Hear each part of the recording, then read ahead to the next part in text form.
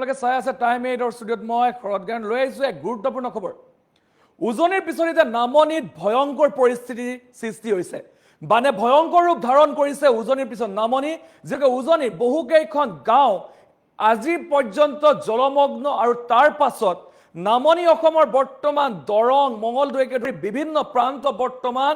বানৰ কবলত পৰা দেখিবলৈ পোৱা গৈছে দৰঙৰ বিভিন্ন প্ৰান্তত কোনোবাৰে নোহোৱা পানী হোৱা দেখিবলৈ পোৱা গৈছে গাঁৱৰ যিসকল জ্যেষ্ঠ ব্যক্তি তেখেতলোকে কোনোবাৰে পানী দেখাই নাছিলে কিন্তু এতিয়া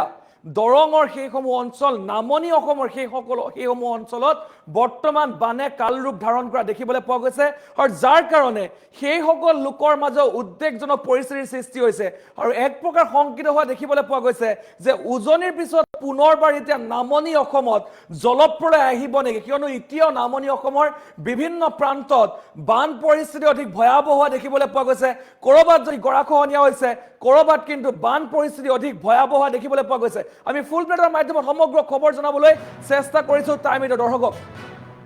উজনিৰ পিছত পুনৰ নামনিত ভয়াৱহ বান পৰিস্থিতি নোৱানৈ মথাউৰি ছিঙি হুৰাহুৰে সোমাইছে পানী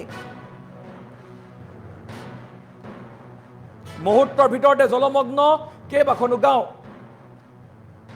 মুহূৰ্তৰ জলমগ্ন হৈ পৰিছে কেইবাখনো গাঁৱৰ নিশাৰ ভিতৰতে পুনৰ বৃদ্ধি পাইছে নোৱানৈৰ জলপৃষ্ঠ আৰু যাৰ কাৰণে ভয়ংকৰ পৰিস্থিতিৰ সৃষ্টি হৈছে মঙ্গলদৈ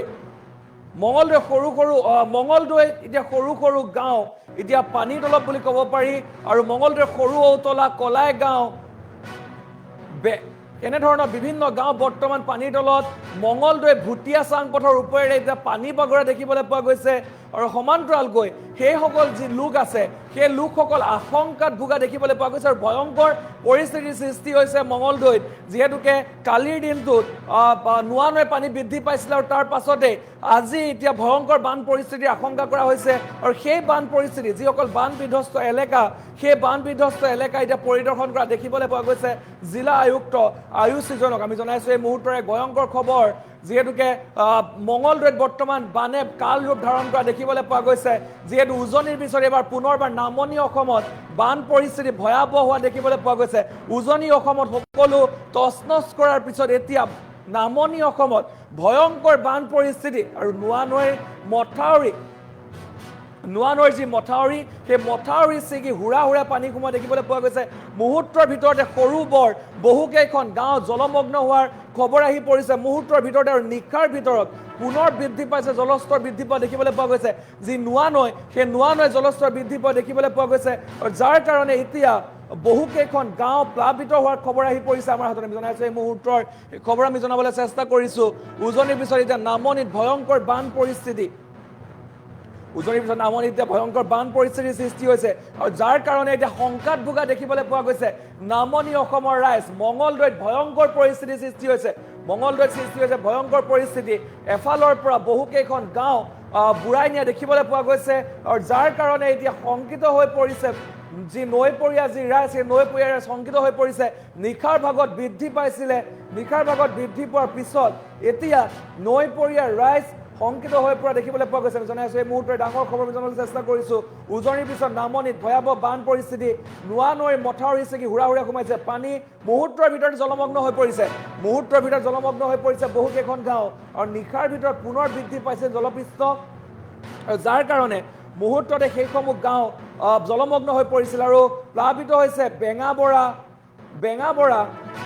সমান্তৰালকৈ বেঙাবৰা অহকা মহঙা গাঁও আৰু এনেধৰণে মঙ্গলদৈ সৰু ঔতলা কলাই গাঁও ভুটীয়া চাং পথ এইসমূহত এতিয়া পানী বগৰা দেখিবলৈ পোৱা গৈছে যিসমূহ পথত পানী হোৱা নাছিলে সেইসমূহ পথত এতিয়া পানী হোৱা দেখিবলৈ পোৱা গৈছে আমি জনাইছো এই মুহূৰ্তৰ ডাঙৰ খবৰ আমি জনাবলৈ চেষ্টা কৰিছো পুনৰ মঙ্গলদৈত ভয়ংকৰ পৰিস্থিতি হৈছে বান পৰিস্থিতি ভয়াৱহ হোৱা দেখিবলৈ পোৱা গৈছে উজনিৰ পিছত নামনিত এতিয়া ভয়ংকৰ বান পৰিস্থিতি যাৰ কাৰণে এতিয়া শংকাত ভুগিছে নামনি অসমৰ ৰাইজ শংকাত ভোগা দেখিবলৈ পোৱা গৈছে উজনিৰ পিছত ভয়ংকৰ বান পৰিস্থিতি হোৱা দেখিবলৈ পোৱা গৈছে আমি এই দৃশ্যাংশ আপোনালোকক দেখুৱাই আছো আৰু আজিৰ দিনটোত তাত উপস্থিত হোৱা দেখিবলৈ পোৱা গৈছে মঙ্গলদৈৰ যি তাত উপস্থিত দেখিবলৈ পোৱা গৈছে আয়ুক্ত উপস্থিত জিলা আয়ুক্ত উপস্থিত দেখিবলৈ পোৱা গৈছে আয়ুষ সৃজন উপস্থিত হৈছে অঞ্চল পৰিদৰ্শন কৰিছে তেখেতে বান বিধ্বস্ত অঞ্চল যেহেতুকে ইতিমধ্যে উজনি অসমৰ বিভিন্ন প্ৰান্তৰ আজিৰ দিনত যদি ক'বলৈ যাওঁ বানৰ কবলত কিন্তু তাৰ মাজত এতিয়া পুনৰবাৰ নামনি অসম ভয়াৱহ পৰিস্থিতিৰ সন্মুখীন হ'বলৈ গৈ আছে চাৰিওফালে কেৱল পানী আৰু যাৰ কাৰণে এতিয়া সমগ্ৰ অসমবাসী এতিয়া সমগ্ৰ অসমবাসী আতংকিত হোৱা দেখিবলৈ পোৱা গৈছে পানী নোহোৱা ঠাইতো বৰ্তমান পানী হোৱা দেখিবলৈ পোৱা গৈছে বিভিন্ন অঞ্চলত পূৰ্বতে পানী হোৱা নাছিলে সেই অঞ্চলসমূহত পানী হোৱা দেখিবলৈ পোৱা গৈছে আৰু একেই পৰিস্থিতি সৃষ্টি হৈছে মঙলদৈ অঞ্চলত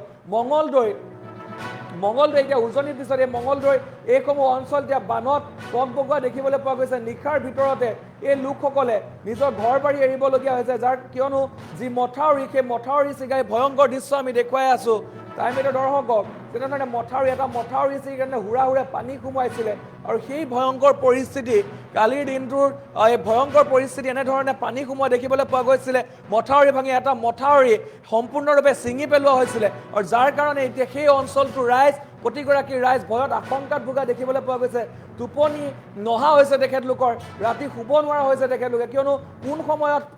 বানে কাল ৰূপ ধাৰণ কৰে তাকে লৈ এতিয়া চিন্তিত হোৱা দেখিবলৈ পোৱা গৈছে যিহেতুকে নোৱে মথাউৰি ছিঙিছিলে কাল ৰূপ ধাৰণ কৰিছিলে কোনোবাৰে যিয়ে দেখিবলৈ পাইছে কিমান ডাঙৰ এক ব্যৱধান হৈ গৈছে দুখন গাঁৱৰ মাজত সেই মথাউৰিটো ছিঙাৰ পিছত কিমান এক ব্যৱধান আহি পৰিছে সেই লোকসকলৰ মাজত যাতায়াত সম্পূৰ্ণৰূপে ব্যাহত হোৱা দেখিবলৈ পোৱা গৈছে আৰু আজিৰ দিনটোত জিলা আয়ুক্ত উপস্থিত হৈ সেই যি অৱস্থা হৈছে এই মথাউৰি বা সেই যি অৱস্থা হৈছে গাঁওখনৰ লোকসকলৰ যি অৱস্থা হৈছে সেই বান বিধ্বস্ত লোকসকলৰ খবৰ ল'বলৈ যোৱা দেখিবলৈ পোৱা গৈছে আমি জনাইছোঁ এই মুহূৰ্তত ডাঙৰ খবৰ আমি জনাবলৈ চেষ্টা কৰিছোঁ এক ভয়ংকৰ পৰিস্থিতিৰ সন্মুখীন হ'বলৈ গৈছে নামনি অসম উজনি অসমৰ পিছত এতিয়া নামনি অসমত এক ভয়ংকৰ পৰিস্থিতি আমি জনাইছোঁ এই মুহূৰ্তৰ খবৰ আমি জনাবলৈ চেষ্টা কৰিছোঁ উজনি অসমৰ পিছত নামনিত ভয়ংকৰ পৰিস্থিতি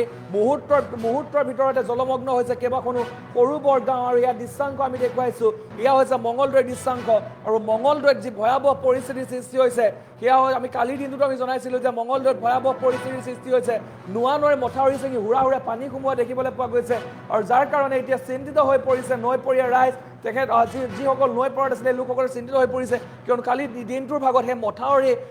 মথাউৰি ছিগি গৈছিলে ইমানেই পানীৰ সোঁত আছিলে বা ইমান জোৰেৰে পানী আহিছিলে মথাউৰি ছিগি গৈছিলে আৰু তাৰ পাছত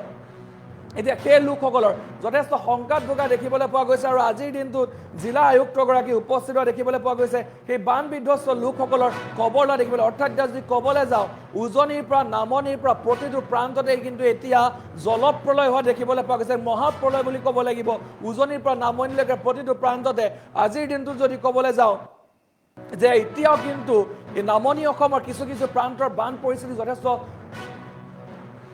ভয়াৱহ হোৱা দেখিবলৈ পোৱা গৈছে আমি জনাইছোঁ এই মুহূৰ্তৰ ডাঙৰ খবৰ বুলি ক'ব লাগিব এক ভয়ংকৰ খবৰ এক ভয়ংকৰ পৰিস্থিতিৰ সন্মুখীন হ'বলৈ গৈ আছে নামনি অসমৰ ৰাইজ উজনিৰ পিছত পুনৰ এতিয়া নামনি অসমত কাল ৰূপ ধাৰণ কৰিছে বান পৰিস্থিতিয়ে কাল ৰূপ ধাৰণ কৰিছে বানে কাল ৰূপ ধাৰণ কৰা দেখিবলৈ পোৱা গৈছে এক জলপ্ৰলয় বুলি ক'ব লাগিব ইয়াৰ দৃশ্যাংশ দেখিছে কেনেধৰণে বাঢ়িছে নৈ পানী কেনেধৰণে বাঢ়িছে ফেনে ফুটুকাৰে উফন্দি যোৱা দেখিবলৈ পোৱা গৈছে